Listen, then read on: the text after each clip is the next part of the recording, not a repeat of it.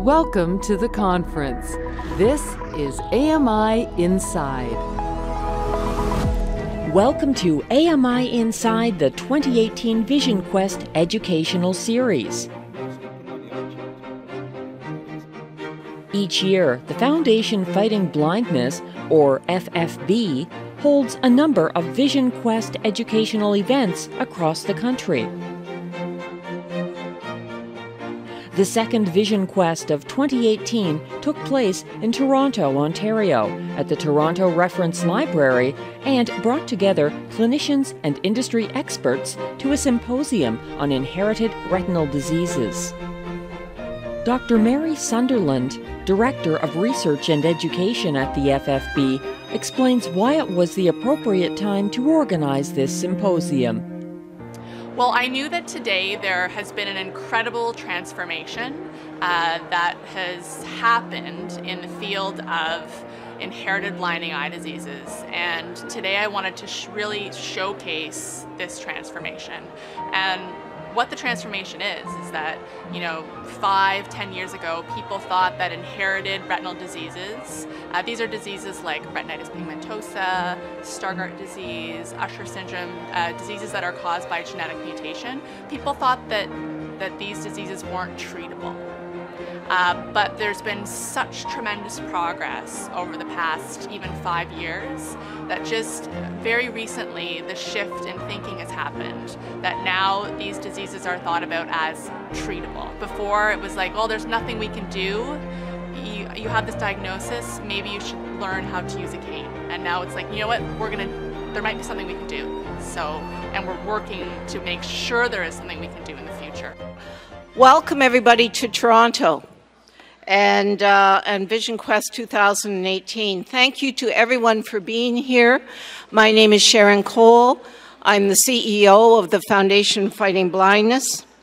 And we have people attending from more than 30 cities and towns in Ontario, Quebec, and Canada. So I'd like to welcome everybody here. The Vision Quest Educational Series is it's our annual educational meeting.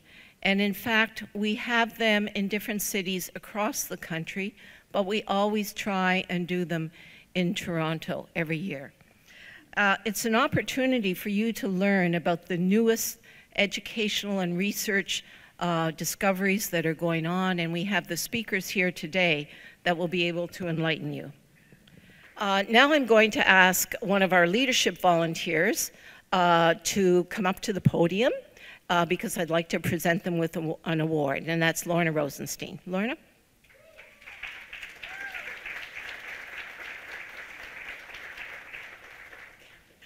Lorna can't see any of us, but that doesn't matter. We can see her, and I can read this award, which is the Volunteer Service Award from the Province of Ontario. And it's to Lorna Rosenstein at the Foundation Fighting Blindness for her 20 years of volunteer service to this organization. I just want to say, Sharon can go on about what I've done for the organization. What she didn't mention is what the organization has done for me. I have RP, I've watched my vision deteriorate, and being so involved with FFB has given me the strength and the hope that even at my old age, there is still hope for me, and there's hope for certainly the next generation. So thank you. I appreciate this.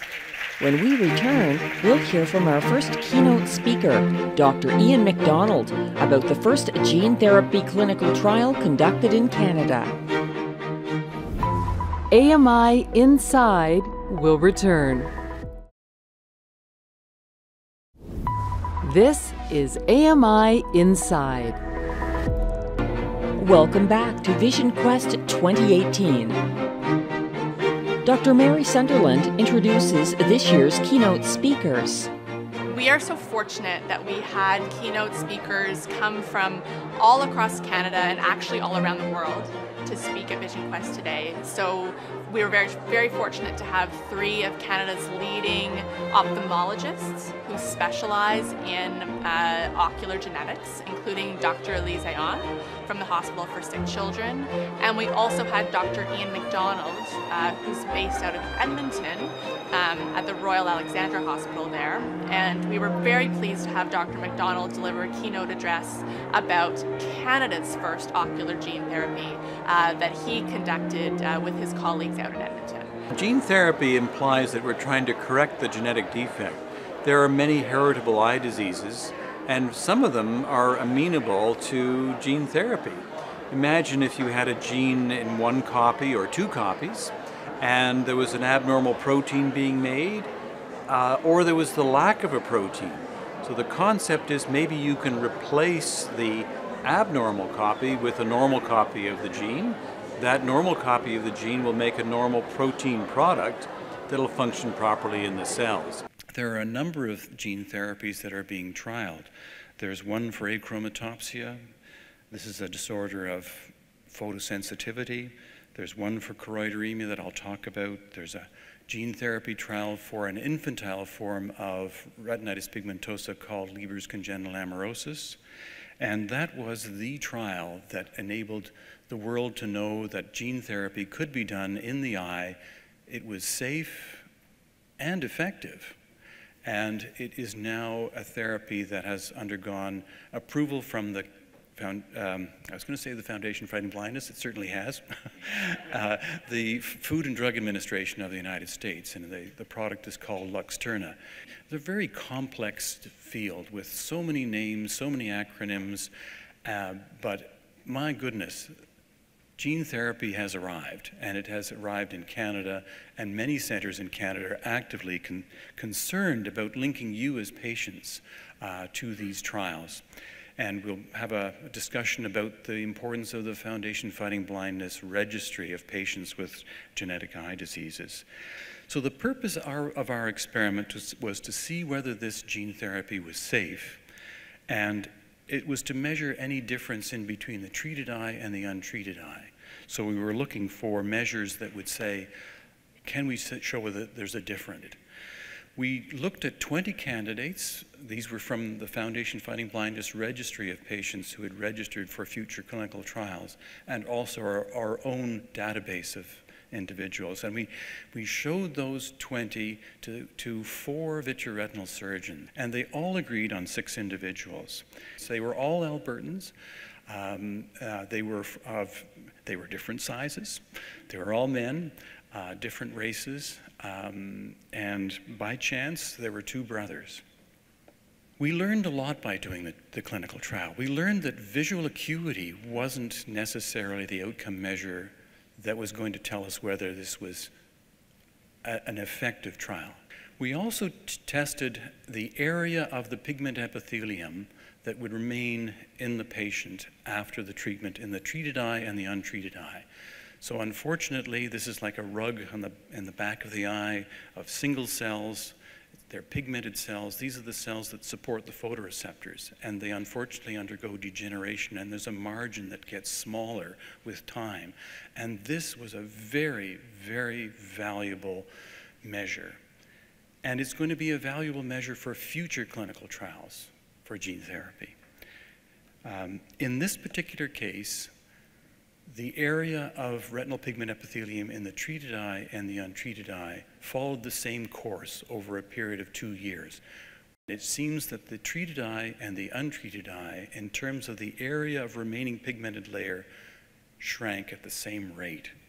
That was not an expectation of ours. And unfortunately, one individual experienced a significant inflammatory reaction within the retina, something that hadn't been predicted in some of the preclinical work that had been done, and also the first trial.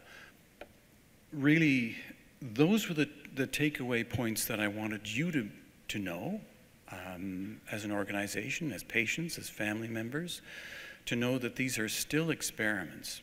But nevertheless, we gained very important information for colleagues across Canada and also across the world to know that this was the outcome of the trial. maybe we can do things a little bit differently the next time, because we keep saying to ourselves, we've got to move on from this and get better the next time. So are we looking for things to do differently? Yes, most definitely. We're looking for alternate vectors, maybe ones that don't have what we call a backbone of a virus to get it into the eye. And we're obviously interested in expanding these trials to include other diagnoses. I wanted to tell you just briefly, because I'm sure I'm running out of time, that at this point, this is still a research endeavor. We have still hope, but these are not treatments at the present time because we don't know if they're truly safe or effective. It's still an experiment, and there are risks that you need to take into account, and we should be clearly communicating those risks and having a clear understanding, I think, on the other side. So thank you very much, and I'll step away from the microphone. I won't drop it.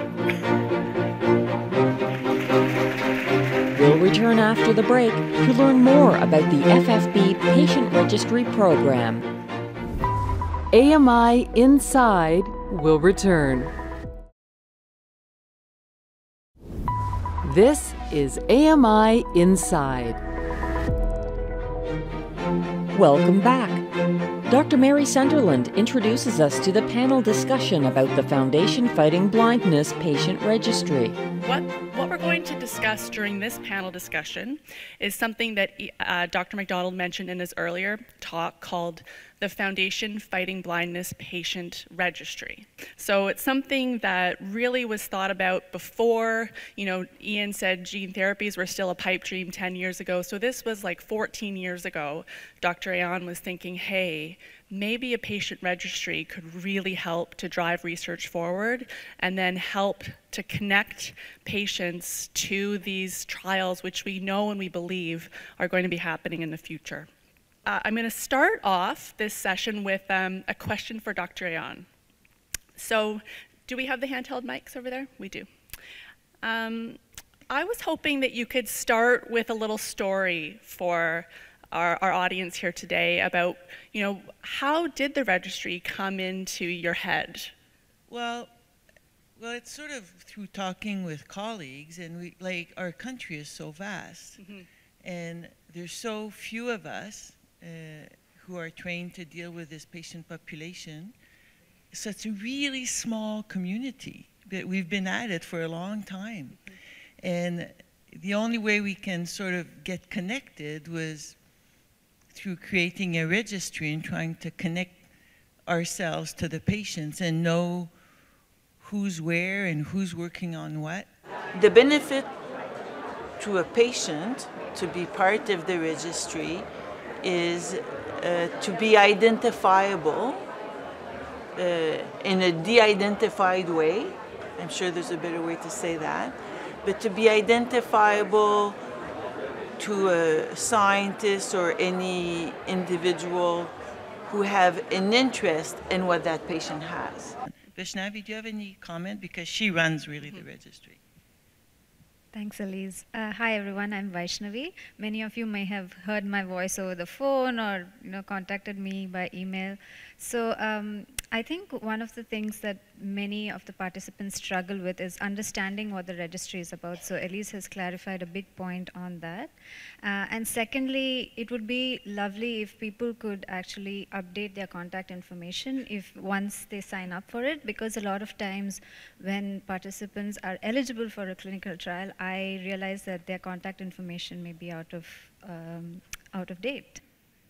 I guess my next question is for Dr. Robitaille, and part of what we have been working on with the patient registry is to make sure that patients who are living across Canada actually have a local site. And Dr. Robitaille leads our site that serves all of Atlantic Canada. So although she's based in Halifax and at the IWK Health Centre, she does sort of serve as the hub for all of Atlantic Canada. So in the Maritimes and Atlantic Canada, a lot of the management of patients is actually co-management because people have to travel long distances. So we try to when they do come, they often spend 1 or 2 days just going test after test, meeting medical genetics, meeting genetic counselors, everything that they need so as to help gather as much information as possible to, one, make a diagnosis, and also, if possible, have access to genetic testing. And we also talk about the registry and try to be as comprehensive as possible. But after that, the patients go back to their primary care ophthalmologist. And they will only come back if the ophthalmologist says, look, something changed, I'm not really sure what to do with this, and so can you see them again? And so they only come on an as-needed basis, which means that a lot of the information that goes into the registry is gathered at different time points at different locations by quite a few people, especially for the people who come from far, or if they've moved along the way. And our issues in the Maritimes is that once we consent the patient, we have to get the information from a number of sources. It takes a long time, and then the number the measure that's written may not be equivalent from one clinic to the next, and they're not taken on the same date either. So it's very difficult to get a cross-sectional view of a condition at any one time to enter into the database. And so I think it's important that we have our own database. So when we're looking at our own data, we know the quality of the data, where it's coming from, and it's not mixed with everybody else's. All the provinces, all the regions of Canada will have a different model because of the distribution of the population, because of the access to care is going to be different, and the healthcare system is different as well. When we come back after the break, we will learn that gene therapy is not the only hope for those people who are suffering from vision loss.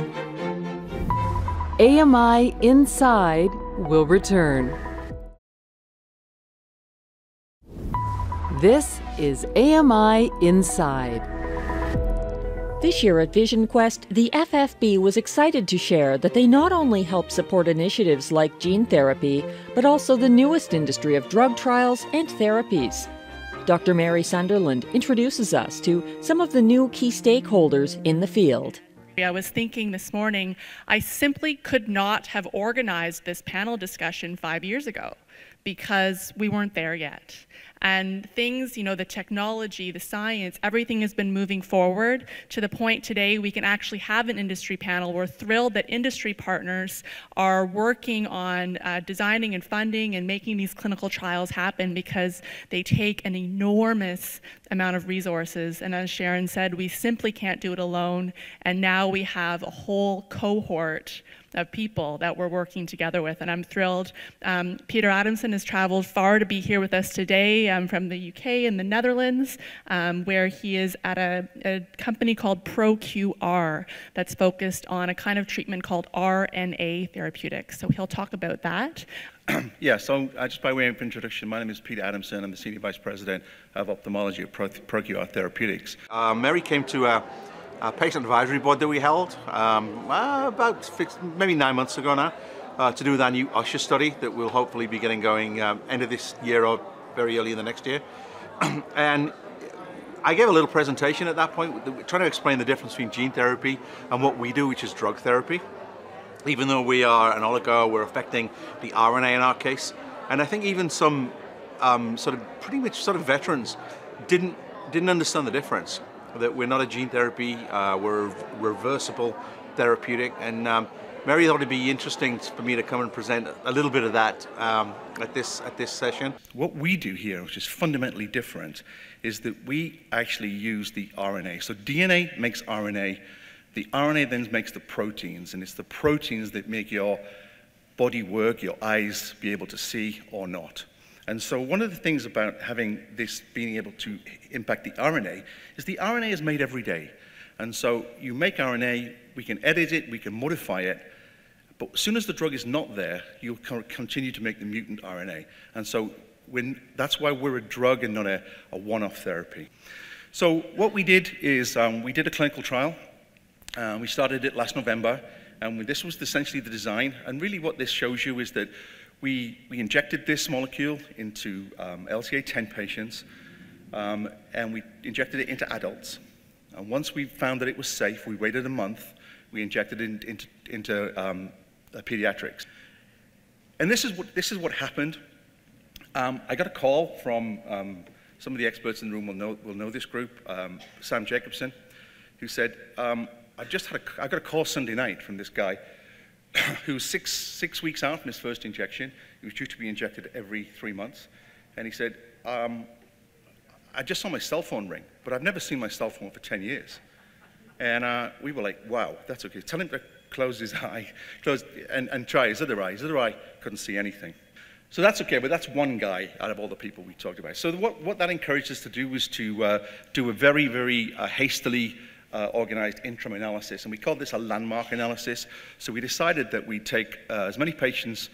We decided on a day when 8 patients had hit the 3-month mark. There was a really remarkable improvement in vision in these patients. So this is the actual improvement in vision in these patients was minus 0.67 logMAR. That's a technical term, but that's 7 lines of vision. Okay, that's 35 letters of vision. We've now been to the FDA with this data, and we have approval to go to a global phase 2, phase 3 clinical trial. It's going to be really important. We want to do that in every jurisdiction we can find. We will almost certainly use Canada. But the FDA agreed something else too, and this relates to a question that was asked earlier. We've also got permission given the safety profile, and I haven't talked about safety at all, but it was unbelievably clean. Because of the safety profile now, we can now go into newborns at the point of diagnosis. We've been allowed to do that. So there was someone who asked a question about whether you should have children on these registries. I would say absolutely yes. You know, as soon as children are found to have this situation, their molecular diagnosis can be confirmed, we can start thinking about treating them. So with that, I think that's the last slide, and I'll probably take my seat.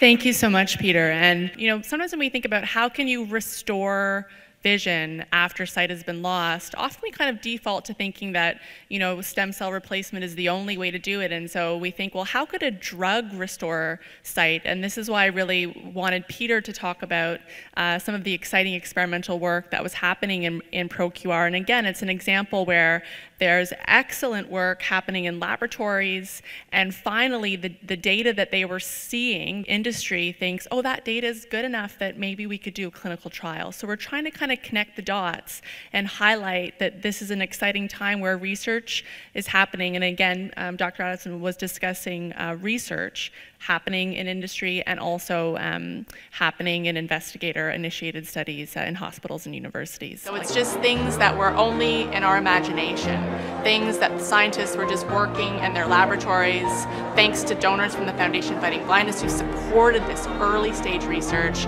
We're now seeing it being tested in tremendously exciting clinical trials. So it's amazing, truly amazing. That's it for this episode of AMI Inside. Thanks for watching.